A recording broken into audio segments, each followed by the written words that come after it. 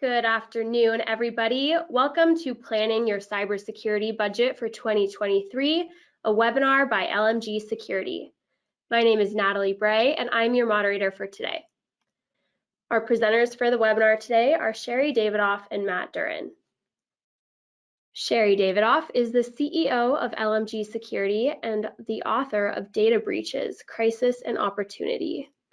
As a recognized expert in cybersecurity, she has been called a, quote, security badass by the New York Times. Sherry is a GIAC certified forensic analyst and penetration tester, receiving her degree in computer science and electrical engineering from the Massachusetts Institute of Technology. Her latest book, Ransomware and Cyber Extortion, will be published this fall. Matt Duran is the Director of Training and Research at LMG Security and a senior consultant with the organization. He is an instructor at the International Black Hat USA conference, where he has taught classes on ransomware and data breaches. Matt has conducted cybersecurity seminars, tabletop exercises, and classes for thousands of attendees in all sectors, including banking, retail, healthcare, government, and more. A seasoned cybersecurity and IT professional, Matt specializes in ransomware response and research, as well as deployment of proactive cybersecurity solutions. Matt holds a bachelor's degree in computer science from the University of Montana, and his malware research has been featured on NBC Nightly News. Sherry and Matt, I'm passing it over to you. Thank you so much, Natalie. Pleasure to see you all again. Today, of course, we're going to talk about cybersecurity budgeting. And the big question on everybody's mind is, how much should we spend on cybersecurity? And the answer is, it depends. Sorry. Today we're actually, and you guys knew that was coming. Today we're going to step through cybersecurity spending guidelines, a process for how you determine your budget, and give you some kind of comparisons and numbers for different types of products that you probably want to be prioritizing in the coming year. Overall, I can tell you that cybersecurity spending is up. McKinsey & Company reported that there's a 15% annual increase of costs related to cybercrime, and they expect that to reach $10.5 trillion by 2025. Over 69% of organizations predict that they will have an increase in cybersecurity spending in 2022. So by and large, we're seeing increases this year. Again, not surprising because the costs of insecurity are rising as well. Cybersecurity incidents are very expensive. You may not be budgeting for them, but if they happen, boy howdy, you are going to be spending a lot of money. According to IBM, which publishes their annual cost of a data breach, the average global cost for a cybersecurity breach is $4.35 million. However, if you're based in the US, it's going to be much higher than that at $9.44 million. In fact, the United States is the single most expensive country to have a cybersecurity breach in. And some of that is because of the compliance requirements. Some of that is because we're fairly litigious. There's a lot of different reasons. On the left-hand side, you can see how that cost has changed over time, and we are certainly at a peak here in 2022. The impacts of cyber attacks go far beyond direct cash loss. We can quantify a cash loss. What we can't really quantify is loss of goodwill with customers, greater difficulty attracting customers. This chart that you're looking at is from Hiscox's cyber readiness report based on a survey of their insureds. And they've found that there's impacts on brand and reputation, loss of business partners. Again, there are these ripple effects that aren't always taken into account when you look at the cost of a breach. And we're seeing that just here this month with the Holiday Inn attack. Matt, I know we were looking at this together. Do you want to summarize real quick? Yeah, so as it turns out, it wasn't actually the Holiday Inn directly that was taken down by this. Well, I mean, they were, but it was their parent company, the Intercontinental Hotel Group. And the Intercontinental Hotel Group suffered a compromise of their primary systems. And what this really affected was their billing system and their booking availability system. Really, this meant that the entire chain of hotels, as they sat, were kind of hamstrung and weren't really able to take on any new clients. And that has led to a tanking in the number of bookings that they've been able to process over the last little bit. The way they actually got hacked, though, was, I mean, not really anything that was that outstanding. They were hit with a malware-based detonation from a phishing email. That was how the attackers got into the network at first. Don't give it away, sorry. All right, I won't scoop us. But needless to say, their public relations hit was notable on this. Okay, Sherry, do you? Okay, you can do that one in a few minutes. We're going to come back to the Holiday Inn, but just a really good example to kick us off about how there's those ripple effects to breaches that we don't always count. So what is our ultimate goal when it comes to budgeting? Well, ultimately, we are trying to achieve nothing. That is LMG's slogan, and there's a reason we picked it. It's because in cybersecurity, you're always trying to get to a place where nothing happens, and that is kind of hard to measure. How do you measure the ROI on trying to achieve nothing, right? Well, it turns out you actually can do that. Our goal is to reduce the risk of something happening. We want to decrease the likelihood of a negative event. We want to decrease the impact if a negative event were to happen. And then when we implement a control, we want to spend as efficiently and effectively as possible. And today we're really going to highlight those key technologies and strategies that are effective and that are efficient. So when you're looking at how you get return on investment, think about, is this decreasing the likelihood that a negative event will happen? Is it going to decrease the impact? And is this the best bang for my buck? Am I actually spending efficiently? All right, so back in May, we had how to optimize your cybersecurity program, or sorry, how to run an effective cybersecurity program. And the full process for doing that is, number one, know what you're trying to protect, understand your obligations, monitor your risk, and then finally manage your risk. And it's in that manage your risk where your budget really comes into play, because it's all about how much is it going to cost to actually implement all the controls that you think are appropriate for your organization. In this jewelry store, all of those glass boxes and the security system, those cost money. And at some point, you need to accept some risk and decide what your risk appetite is. So again, today we're going to go through, we're not going to go through this entire process because we just don't have time in 1 hour, but we're going to give you quick tips on how to prioritize and how to price. All right. You said numbers, we listened. We do have numbers. And Matt, thank you for so diligently putting them all throughout this presentation. We're going to kick things off with Uber.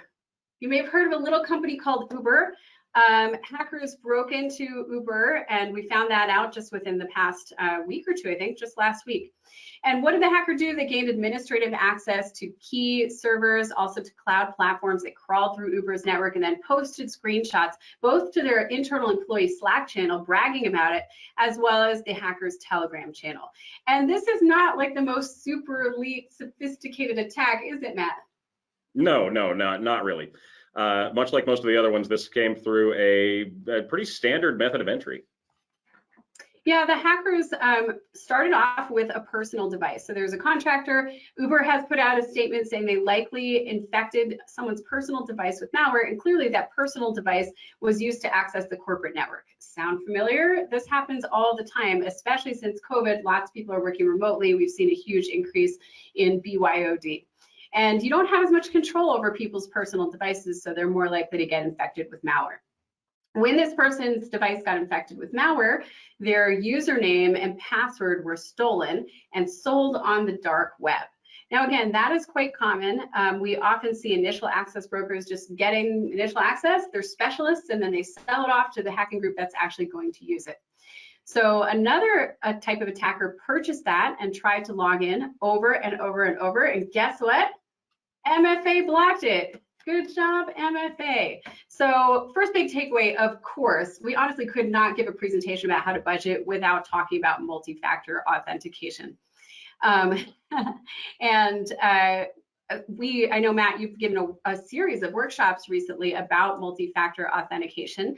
Multi-factor authentication, of course, is where we require 2 or more verification checks before we fully complete authentication. So we're not just relying on knowledge-based authentication. Passwords are dead to me, guys. We're relying on something you know, something you have, and something you are, and we're going to use at least 2 of those. The way you configure multi-factor authentication matters. So when we look at multi-factor authentication, one example is Duo. So Duo MFA is really pretty affordable. You can have it free for up to 10 users, or about $6 per user per month for Duo Access. If you want Duo Beyond, which has many more features, including not just passwordless authentication, but MFA with security keys, OTP, phone callbacks, you might want Duo Beyond. Matt, were there any other features that you wanted to mention? One of the big things that we're really seeing as a big implementation step, and we'll talk a little bit about this when we get into identity and access management later, but it's the use of single sign-on. Realistically, when we're talking about multi-factor, we have that triad that we're working with: something you know, something you have, and something you are. But we're really trying to get that something you know part out of there completely. Make it something you have and something you are. So a registered device and a biometric signature or something like that. And using Duo's access and beyond systems gives you a great way to integrate with your normal access providers and use a single sign-on type of system to eliminate the need for those passwords in a lot of cases. So something to keep in mind if you're budgeting for this. Great, thanks, Matt. Okay, so then what happened with Uber? Well, okay, MFA is blocking them, but the hackers aren't going to give up. They start, in their own words, spamming the employee with push authentication. So here's the employee. I believe I heard rumors it was Duo, right, Matt? Yep. Yeah, here's the employee using Duo, and they're seeing authentication requests over and over saying, hey, is this you trying to log in for an hour? Then the criminal contacts the contractor on WhatsApp and says they're from Uber IT. And honestly, guys, we have seen this in case after case after case recently, where they're actually reaching out to people's personal phones. They know where you work, and they're saying that they are in IT. And so then he said, if you want the push authentication attempts to stop, you need to just hit accept, and he did. I also really liked this little statement here where they're talking about the general process. There's no limit placed on the amount of calls that can be made. So some people have voice calls that get made to them for the 2FA. If you call the employee 100 times at 1 a.m. while he's trying to sleep, he will more than likely accept it, right? There's a limit. People literally get tired. So Matt, tell us about the voice and messaging apps and how hackers are leveraging them. Yeah, so we got to hear a little bit about this at Black Hat this year and got to see some great examples of it. But attackers are increasingly utilizing follow-up methods of communication like voice calls, emails, text messages, messaging apps in order to increase the efficiency of their phishing attacks. And this is a study that came out from, I believe it was AT&T, showing that the average targeted phishing campaign hits about 17.5% as a click-through rate, which is pretty normal. That's about what we would expect to see. But by adding in a follow-on phone call, they almost triple their ability to get people to click through and enter passwords on sites, just with that little addition of voice phishing or secondary contact component. And again, adversaries have taken notice. This is a tactic that they are using now. Well, I think a lot of it is because they're also contacting people on their personal phones, and a lot of folks think, oh, the attacker could never put two and two together and connect my work email address to my personal phone. But guess what? That is all over the dark web. And in fact, there were two researchers at Black Hat that created, well, do you call it a tool or a strategy called Smishmash? I call it a strategy, yeah. Strategy. And they combed the dark web. They looked for stolen usernames and passwords or credential combinations. And then they looked for databases of cell phone numbers. And they were able to match some of those up until they had created a combined database of 1 billion stolen credentials combined with personal cell phone numbers. So I think that really says something. The criminals absolutely are leveraging knowledge of your cell phone number, and it's not rocket science to get it. So we really need to be investing in employee awareness training. Raise your hand if you're already doing employee awareness training.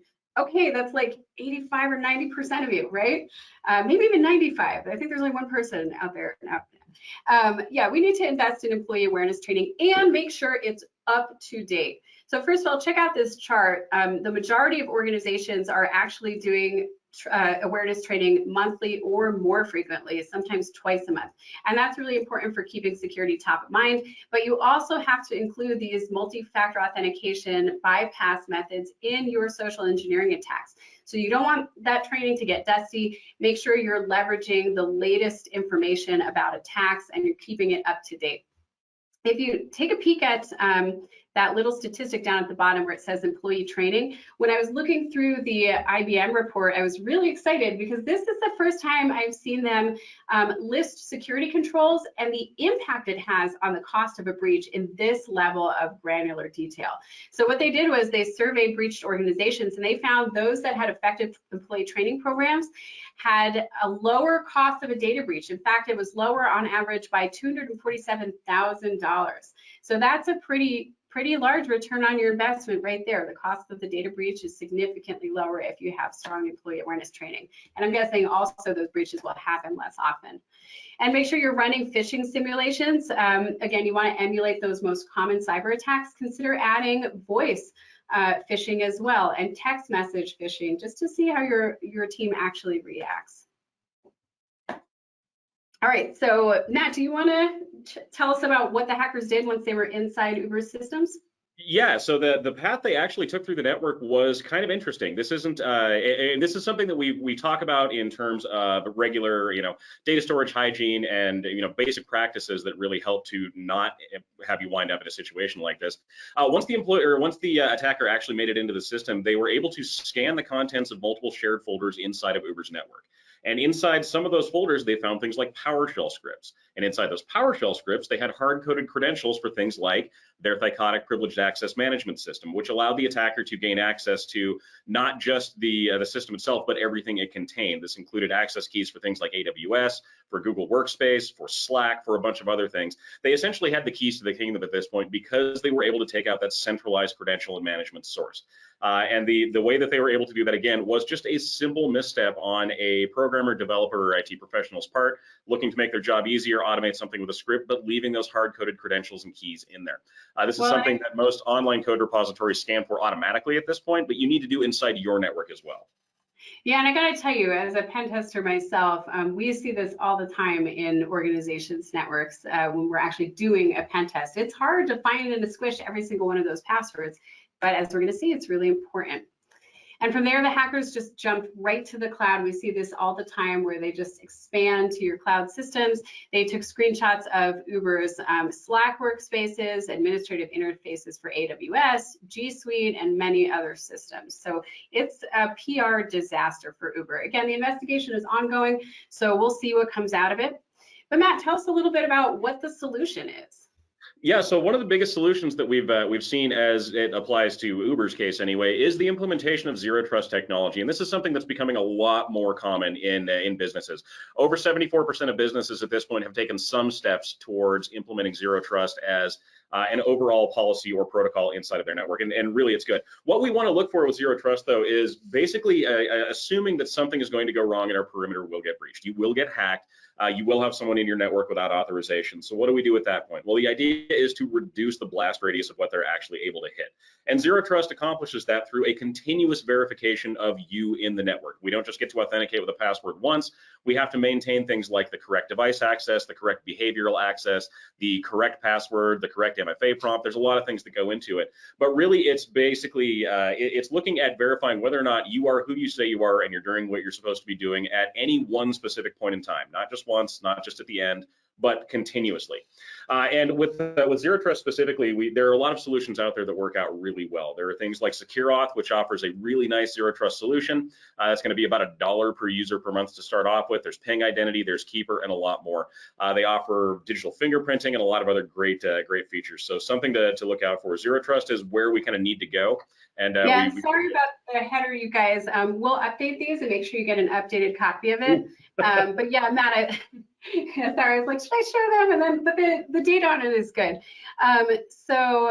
Yeah, thanks for digging up the pricing for this because that seems pretty reasonable to me.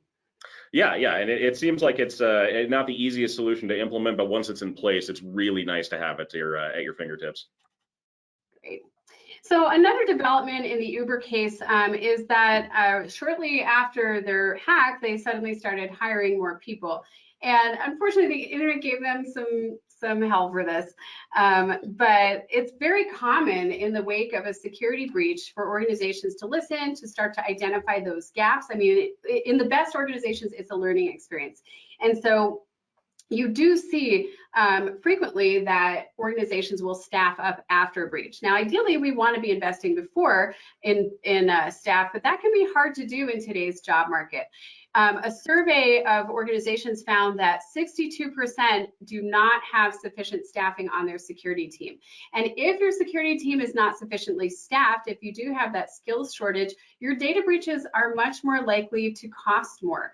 That's for a few reasons. You know, if you don't have enough staff to respond to alerts, it's likely going to take you longer to respond to incidents. You may not have time to handle all of the little pieces of the response effort, and so it ends up costing more. So I can imagine some other reasons as well. Again, hiring is a major challenge in cybersecurity, and unfortunately, it does make people more vulnerable to cyber attacks. But there are things you can do to beef up your security team, even if you can't necessarily add more people quickly. Number one, you can start to improve your skills. And there's a ton of really great practical training out there. In fact, one of the quick wins is to start getting your team more and more security training on the tools that you use every day. So if you use AWS, invest in those certifications. Matt, do you want to tell us, I know you've done some of this training, do you want to tell us a little bit about the pricing, the value from your perspective? What do you think?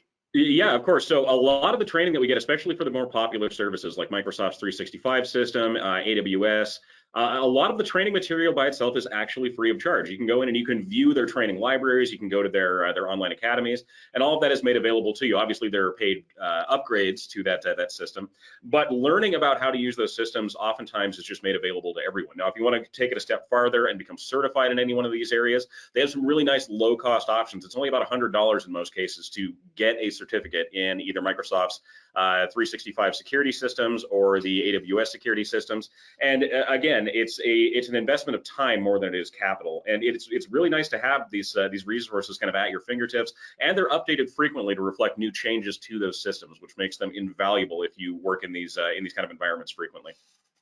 Right. You also probably want to outsource security labor. This is, again, a very quick way to gain access to highly specialized consultants. We're seeing a shift to managed security service providers, as CSO Online reported. And I think that's great because for many years we were often relying on internal IT to do 24/7 monitoring, which wasn't really realistic. So again, shifting that over to specialized organizations that can take care of the heavy lifting for your team, that can be really helpful and take the burden off of your own team. And it can help you get some things done quickly too if you're outsourcing a specific project like policy development. Oh my gosh, you guys, don't struggle in silence, especially if you have some compliance needs. You can absolutely reach out for that kind of thing. And then finally, you want to hire strong cybersecurity leadership. Every security team starts with their leader. You need to have a qualified CISO or the equivalent. And what do you want to look for? Well, you want to look for that depth of experience in IT. You want to look for familiarity with controls frameworks, risk assessments, technical testing. Those of you on the call today who are CISOs or are looking to become CISOs, I'm sure you're aware of how well-rounded you need to be in cybersecurity in order to really effectively get the job done. The good news is that having a designated CISO also reduces the average cost of a breach by over $144,000. So again, I just love this IBM's cost of a data breach report this year. Check it out if you haven't already. It's a really great read. And I like that we can actually draw a line between the assigning a CISO and then how much it's going to reduce the average cost of a breach. Again, it doesn't comment necessarily on the likelihood that it will happen. That's a pretty difficult statistic to get, but we can look at the cost. If you are looking for a CISO, they don't have to be full-time. It's getting to be more and more common to hire a fractional CISO, the same way small businesses might hire a fractional CFO. And that can be a really cost-effective option for many organizations. You get access to that skill set without having to pay for a full-time staff person. Often we're also seeing new compliance requirements, contractual requirements, insurance requirements, or at least strong encouragement and suggestion to get yourself a CISO or something equivalent to it. So there were changes to the way that GLBA is enforced last year.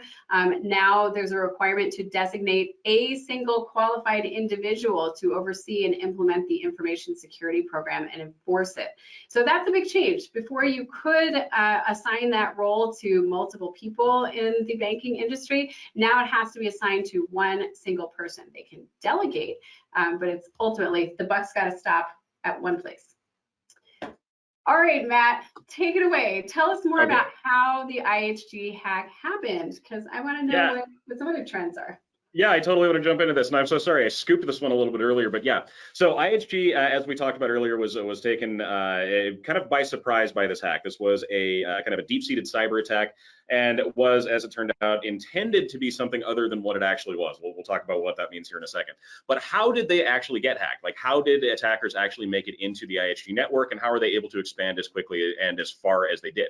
Well, this began, as most other cyber attacks do, with a phishing email with a malicious attachment. This is something that we have all had to deal with probably more times than we'd ever like to admit. It is still the most common method of malware delivery on the planet, and will likely continue to be because of how effective it is.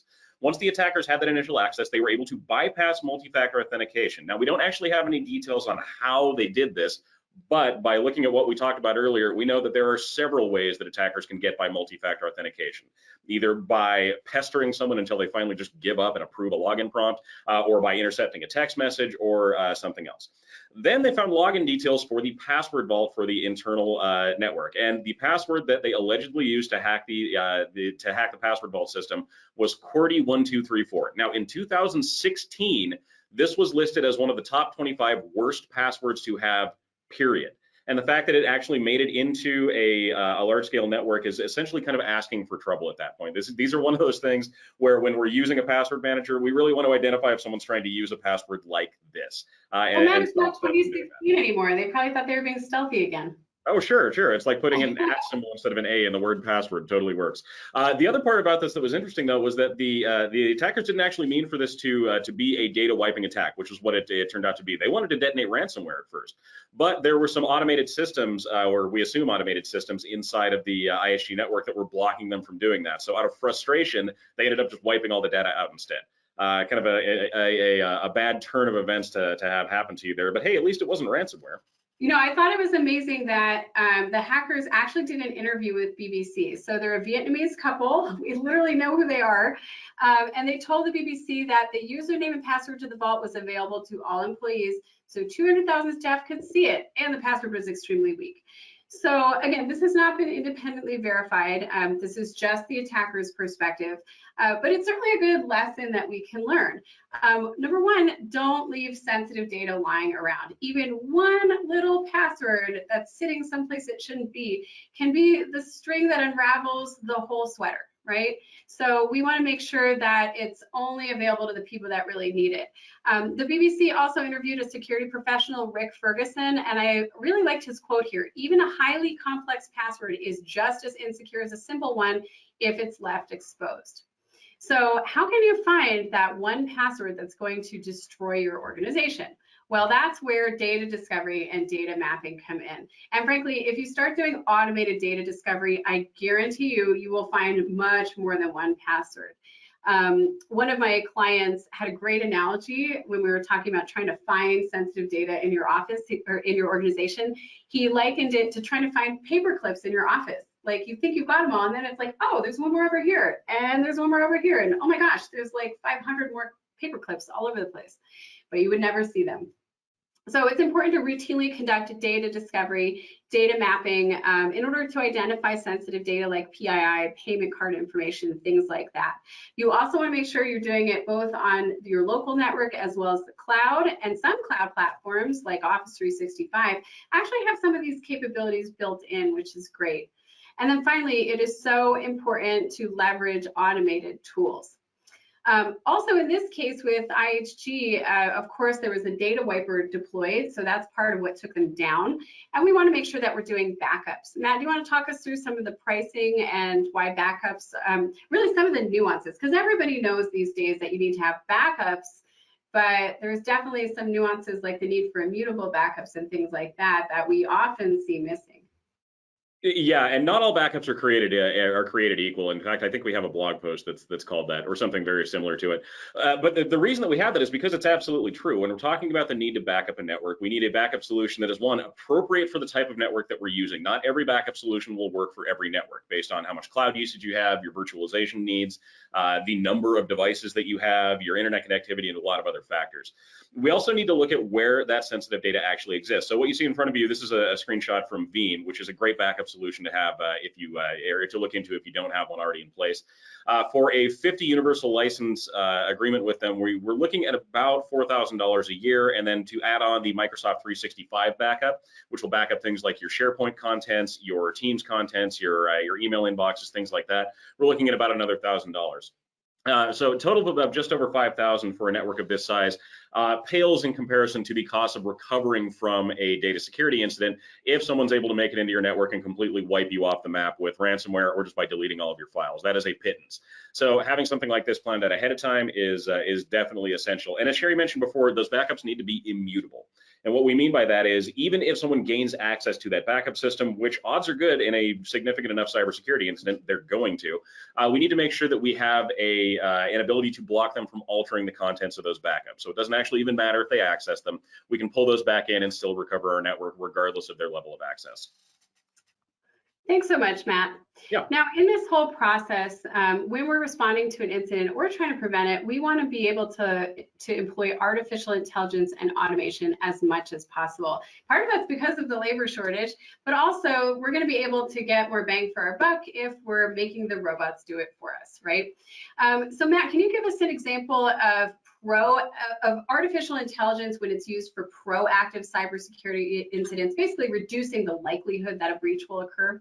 Yeah, I think one of the best examples is the Mimecast X1 system. And this is something we got to see demoed at Black Hat. If you saw our summer hacking update, we talked about this a little bit. But the Mimecast X1 system and other systems along the same lines as this are more frequently integrating artificial intelligence as a way to stop new bespoke attacks from making it through in the first place. If we're waiting for something like a signature-based detection to come through, there's a chance that we're going to miss that, especially if we're using standard email filtering. Mimecast also and other manufacturers like them are using a concept called social graphing, which is a really nice addition to this.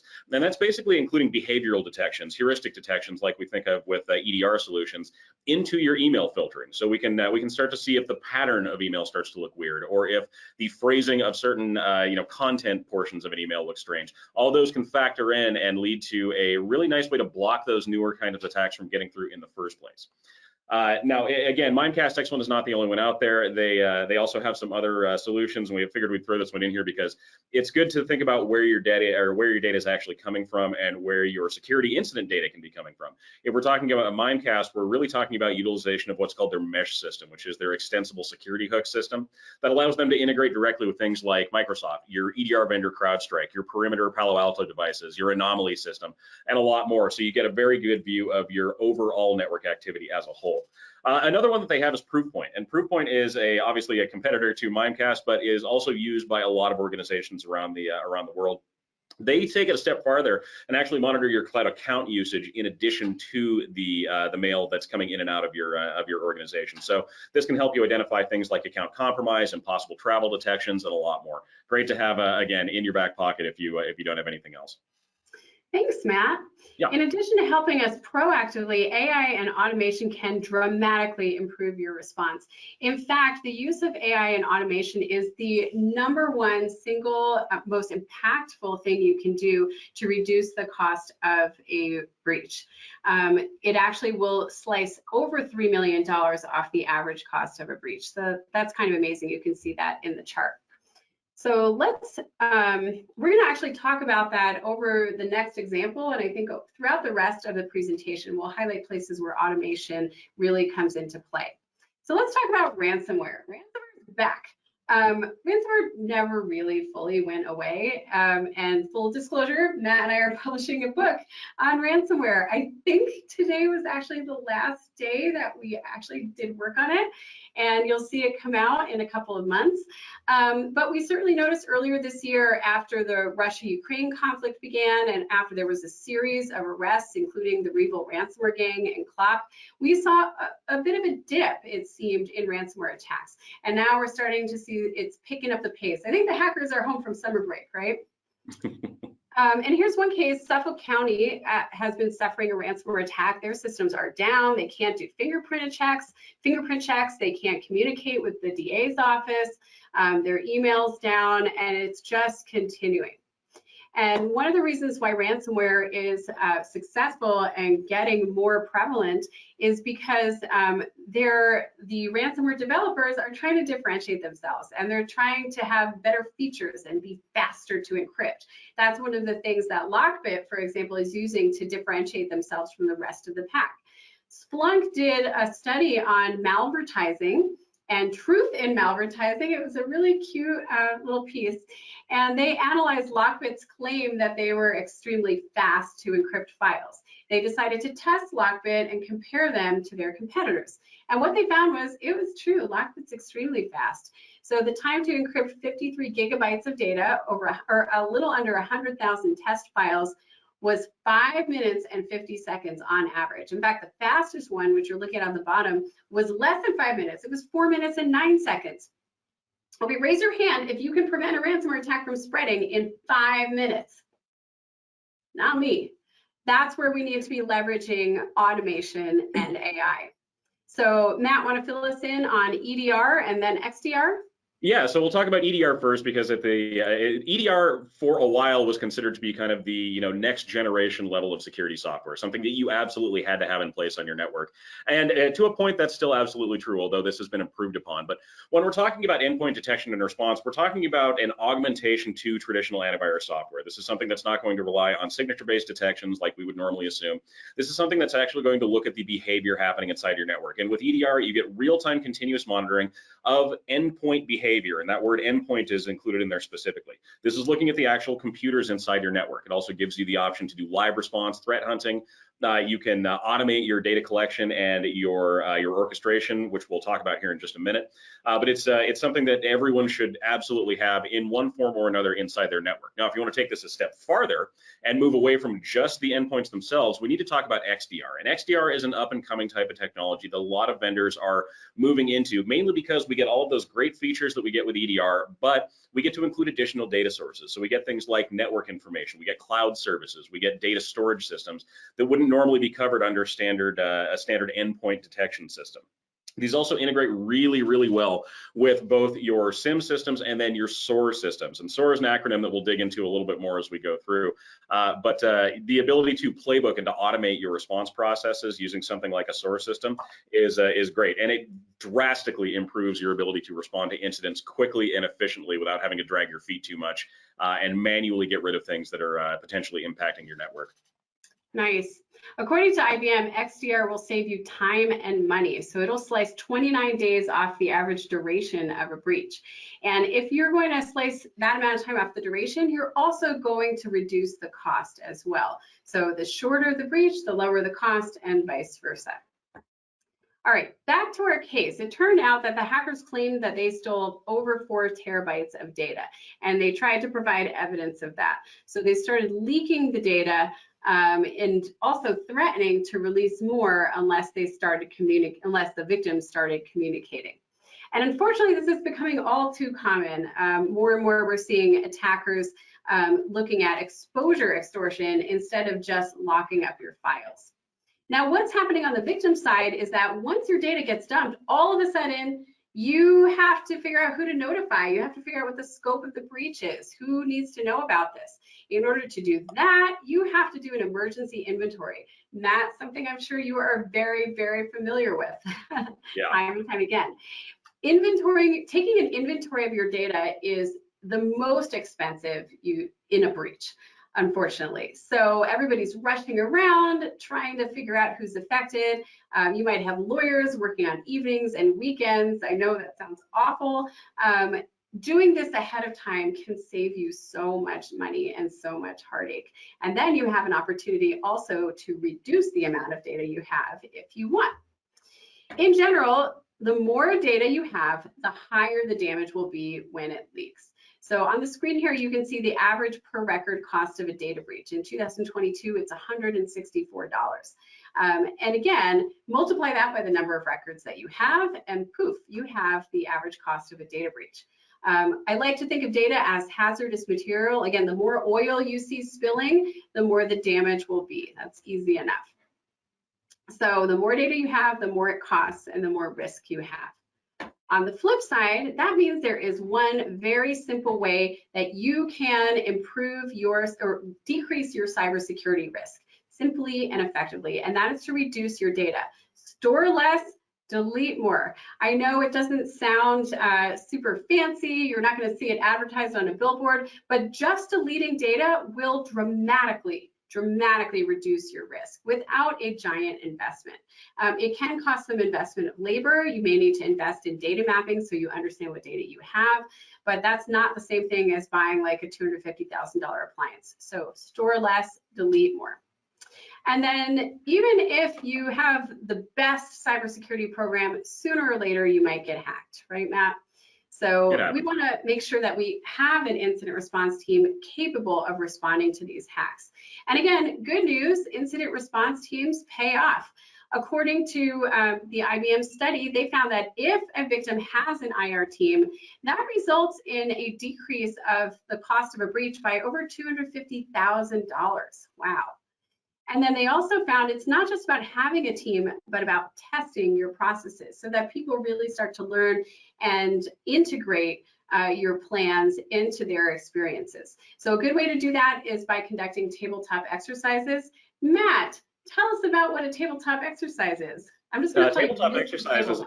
Yeah, no, I do a ton of tabletop exercises. And honestly, they're one of my favorite exercises to lead because we get to act as a guide in a controlled scenario through a cybersecurity incident. We get to test out incident response policies, planning, development, procedures. We get to go through and evaluate the knowledge that IT and security staff has about their environment, the tools they have available, how to use them, and what steps they should take when we actually get into an actual cybersecurity incident. And knowing this ahead of time, knowing how to access your IRP, knowing how to activate your plan, knowing who to talk to, saves invaluable time at the very beginning of an incident. So definitely something we always recommend engaging in as far as training exercises go. Also, they're just kind of fun. We get to go through and basically act as a dungeon master and lead people through this adventure. It's a great thing to have happen. Oh, I see why you like it now. Well, the good news is that extensively testing your IR plan will save you $246,000 in the event of a breach. So, wow. Another reason why you want to be testing it out is because the incident reporting requirements are constantly changing. In March, the president signed into law the Omnibus Spending Bill, and it actually included the Cyber Incident Reporting and Critical Infrastructure Act of 2022.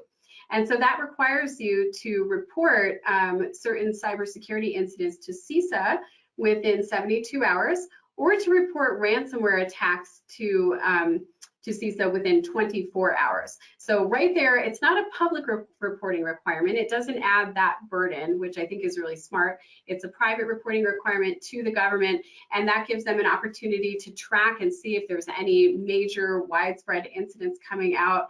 CISA is also going to be releasing quarterly reports once this law goes into effect. What do you need to do in the meantime? We have about 2 years or so to prepare for this. It's going to go by fast, everybody.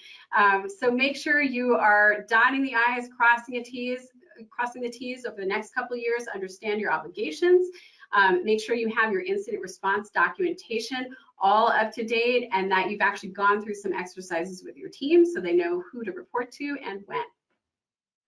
All right, again, automation is critical, the #1 way to reduce the cost of a breach. So Matt, tell us about SOAR. Yeah, so SOAR as a concept is pretty cool to have in your toolkit. Basically, what SOAR, or Security Orchestration and Automation Response, as the acronym actually stands for, what this allows you to do is to automate your response activities in cases where you know something bad is happening on the network, and you can actually identify the steps that are made available or that are used to create those kind of situations. These rely on what we refer to as playbooks, and these are automated workflows that are integrated with tools and other security elements within your environment, so that when something does go wrong, you can do things like automatically alert, automatically quarantine, automatically pull data and be ready for an investigation. And all this happens in the blink of an eye. It reduces the amount of manual intervention that's needed, so it saves you a ton of time, effort, and money in the event that one of those playbooks is actually tripped. A good example of this is FortiSOAR. We always love to talk about our Forti friends, and Fortinet actually has a really nice offering here. I threw a diagram up on the screen so you can see what that automation response actually looks like. Yearly license for the Fortinet FortiSOAR. If you're looking at their base package, is right about 8,500, which I know may seem like a lot for one specific security technology, but it's completely worth it. It saves a lot of time and effort. Now we can see what happens if an alert is generated inside the environment. If this is something that we have as a playbook that we want to respond to, it can create multiple alerts. It can send out those alerts to everyone on your team that needs to be notified of it. It can notify case management. It can already extract indicators of compromise, have those ready for analysis, and then it can move into escalation with, again, just a couple of quick elements inside of a playbook. We don't need to do this manually. The right people are notified. The incident response team is on it. They already have their data, and we are now responding to the incident without having to do all those time-sucking kind of preemptive investigation steps. Definitely something I'd say is completely worth your time and effort to implement. Great, thanks, Matt. Nice to have that specific example. Speaking of response, another type of incident that we have to watch out for is essentially the insider attack, or maybe if they're a former employee, do they count as being an insider? I'm not quite sure. In this case, Cash App had a former employee that downloaded certain reports relating to 8 million Cash App users. And they did this after the employment had ended. So clearly they weren't supposed to have access to these files. They were able to get the victims' full names, the brokerage account number, portfolio value, the holdings and trading activity for a day. That affected 8.2 million current and former customers. So very, very expensive, I am sure, to respond to. And one thing that could easily have prevented this from happening is appropriate identity and access management. Matt, I'll turn it back over to you to be the blue team and walk us through the solution here. Cool. Yeah, identity and access management, if we're talking about essential elements of a modern network, is right up near the top. And we hear this represented in industry publications. Our insurance friends like to talk about this one. Our security vendor friends like to talk about it. It's huge. And the nice part is, in a lot of cases, you're probably already using a system that allows you to utilize identity and access management. If you're using AWS or Azure, then you've already got this built in. This supports things like automated response. So in the Cash App case, once the employee left the organization, with a single swipe, we could have removed that one employee from everything that they had access to using that centralized identity and access management system. The other nice part about these is they can act as an identity provider. So if you want to implement something like single sign-on, you can use Azure's Active Directory or AWS's identity management system as that identity provider, and it acts as the authentication source for a lot of other applications inside your network. Now, if you're not using something like Azure or AWS, that's fine. There are other options out there. One of them that I figured I'd throw out there is Auth0. This is an Okta product. And the reason I like to talk about this one is they actually offer a free tier for up to 7,000 active users with unlimited logins. Now, that's huge. In terms of a free software offering from a large-scale security vendor. Now, obviously, they have other essentials packages and upgrades you can make on that system, up to 10,000 external. You can get custom domains. You can do user role management, administrative management, for not that much in terms of the benefit that you get with overall security. So if you're looking at dipping your toe into the identity and access management waters, check out the free the free Auth0 plan. See if it's something that will actually work for you. You can always move forward from there. Great, thanks, Matt. Another big piece of the puzzle, of course, is data loss prevention, typically $4 to $7 per computer per month, but that's going to monitor your environment, whether it's your on-prem network traffic, email, cloud. You can alert or block any prohibited data flows. DLP systems can perform some perform better, some perform worse with unstructured data. So structured data is pretty easy to find, things like social security numbers, credit card numbers, things that fit a very easily determined format, a well-defined format. Unstructured data, on the other hand, might be scanned documents or things that are free form and are difficult to write pattern matching rules for. So, make sure you research your DLP before you pick it and understand how it's going to relate to the types of data that you have. A good example of this is Symantec's data loss prevention. The pricing on this starts at $4.86 per month, and it has a number of different features. Matt, is there anything else you wanted to add to this? No, I think we covered everything that we needed to on this one. The big thing is that when we're using data loss prevention software, we want to view how that data is in multiple different sections of the network. So we want to see how it is at rest, in transit, and during usage. This will help us determine our actual securing strategies for those data points. I like it. Okay, I have to say I was kind of zipping along because I'm so excited to get to this slide. Everybody by now, I think, has heard of the LastPass hack. Lots of people use LastPass. It is a password manager, probably the industry leader or one of the industry leading password managers out there. And recently, LastPass announced that they had detected some unusual activity within portions of the LastPass development environment. So that was a very nice way of saying that there was some unauthorized access, and a hacker stole some source code and proprietary technical information. So in my mind as a security professional, this was fascinating. Number one, just to watch the way people reacted, because some people were just like, well, I guess I'm done using LastPass. That was not my reaction. I have seen more breaches than I can count in the past 21, 22 years.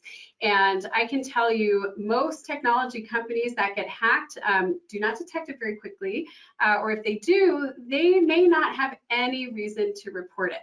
And in fact, we've seen some little signs over the years that technology vendors often don't report things.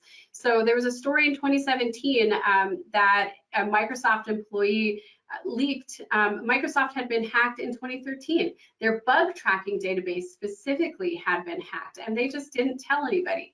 And this was fairly common. Again, it's not like PII where there's a requirement to notify. So, you know, everyone involved probably has to keep in mind the fact that they're not required to notify, and they have shareholders, and they'd have to explain a decision to notify. Now it's becoming a lot more common, or it appears to be becoming a lot more common. But why do criminals want that bug tracking database? Well, because they can use it to comb through all the bugs that were reported and write zero-day exploits. We've also seen campaigns by criminals that are targeting security researchers, because of course security researchers have valuable information about bugs. And then we also see that this is kind of a self-perpetuating cycle. So when NVIDIA got hacked, their source code was leaked as well. And again, that allows hackers to create more zero-day vulnerabilities. And the market for zero-day vulnerabilities appears to be hot on the dark web. So Matt, I know you've poked around the dark web. Are you seeing more zero-day exploits advertised than you were, say, 3 or 4 years ago? Yeah, and not just zero-day exploits, but guides on how to weaponize them. That's right. The big one. Yeah. Oh, interesting. Yeah, Mandiant and Google reported that hackers are exploiting 0 days more than ever. But you're right, it's not just 0 days. Also, really any kind of vulnerability is that we're seeing more exploits being sold, whether or not they're 0-day vulnerabilities. But because of this, because there's a market for this type of product, because there's so much source code that's been leaked and criminals can come up with 0 days, we are seeing more and more critical vulnerabilities and active exploits just being dumped out there in the wild. So expect that this is not going to go away. Software vulnerabilities are not going to go away. And in fact, this whole ecosystem is just increasing the systemic risk for all of us. So what can we do about this? Well, number one, monitor your attack surface. You've probably heard people talking about this. So your internet-facing perimeter, I guarantee you hackers are scanning it right now. They're scanning it right now, and if you have a vulnerability, then they're going to try to break in and at least get a foothold in your systems. And then even if you patch, they still have that foothold in your systems. So make sure you scan the external facing parts of your network, make sure you scan your cloud, make sure you actually know what systems you have so that you can scan them. You know, it all comes back to knowing yourself, knowing what data you have, knowing what systems you have. So Matt, tell us about Tenable ASM. What is it? So Tenable ASM is in there with the other Tenable.io and Nessus family of products, and it is exactly what it says. It's an attack surface monitoring and attack surface management. It takes a look at any visible or potentially vulnerable areas of your network. It runs them against commonly known vulnerabilities, against known exploits, and it gives you basically a view as to what your exposed posture actually looks like. And it's, again, the amount of money that this can save you by not getting hacked is huge. So if we're looking at a 1-year fee of about $2 grand for this, about $2,200, I mean, that's not that bad. And that is something that we can definitely work into an effective cybersecurity budgeting program. Yeah, you also want to make sure you have a good process for patching systems, operating systems, third-party apps. That means you've got to have a good application inventory. And we all need to be preparing for those 0-day attacks. So Matt, tell us about Manage Engine real quick. Yeah, Manage Engine, I figured I'd throw this one up there just as one example, but there are many others out there. This is a patch management and asset management system that if you've worked in IT for a while, you probably worked with something kind of like this. I tend to like this one, but it makes the deployment of patches and especially critical security patches really, really easy. You can prime them on your network, you can deploy them all at the same time. You get reports to verify that the patches have actually been installed, and it, again, gives you that nice asset management interface to work with. Yep. In all of this, you might feel a little overwhelmed. The number one barrier, or the number one thing that increases your cost of a data breach is actually complexity. So don't be surprised.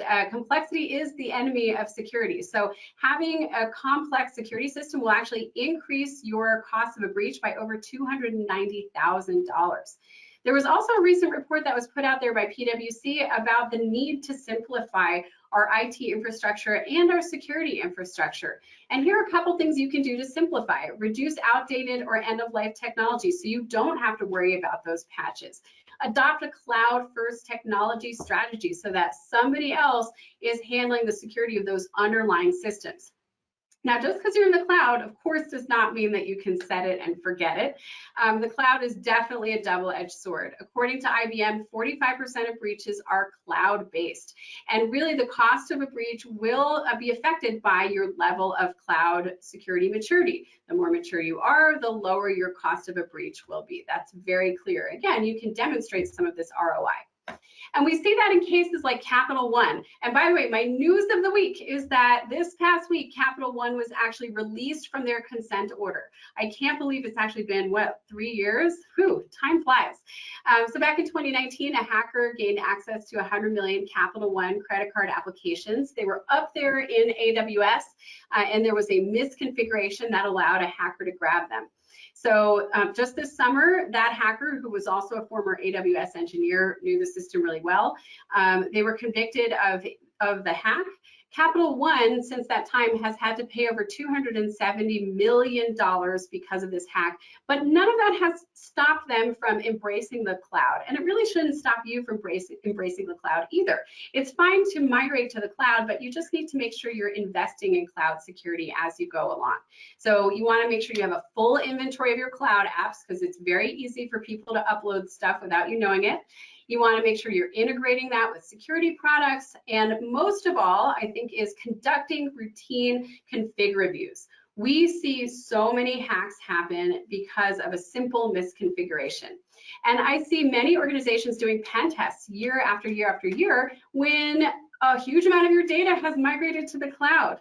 So don't forget, align your testing with your current environment. So where your sensitive data goes, you should be doing your tests there. All right, just to wrap things up, here are a few factors to consider when you're budgeting. I wish I could tell you you should be spending X% of your IT or things like that. And frankly, there are stats out there, but they're multiple years old. I have not seen anything current enough that made me want to present it to you. So instead, I'm going to give you 3 things to think about. Number 1, what is your risk? Where are those risks coming from? What are your contractual and compliance obligations? Think about those emerging threats. What is your organization's risk appetite? How much do you need to spend to get to your risk to a level where your organization is comfortable? So you need to be talking to leadership. You need to be talking to the board. If you are leadership, communicate with your team. Let them know what the organization's risk appetite is. And just remember, when you're spending, how your program is executed is likely as important as how much money is devoted to cybersecurity. That's a quote from Deloitte. We've been quoting that for a few years, and it's still true to this day. You're going to get a lot of bang for your buck by just deleting some data, reducing it. And there's also other things we highlighted on, again, where you're going to have a really efficient and effective program. So here's our checklist. How do you get the most bang for your buck when you're budgeting for cybersecurity? We have some top methods here. Thank you to everyone who attended today's webinar. Once again, my name is Natalie with LMG Security. Thank you so much and have a great rest of your day. Thank you so much, everyone. Again, this is Sherry Davidoff, CEO of LMG Security. And I'm Matt Duran, Director of Training and Incident Response for LMG Security. If you have any questions, please reach out at any time. We would love to hear from you. You can reach us at info@lmgsecurity.com, find us on LinkedIn, and follow us on Twitter. Thanks again for joining, and we'll see you next time.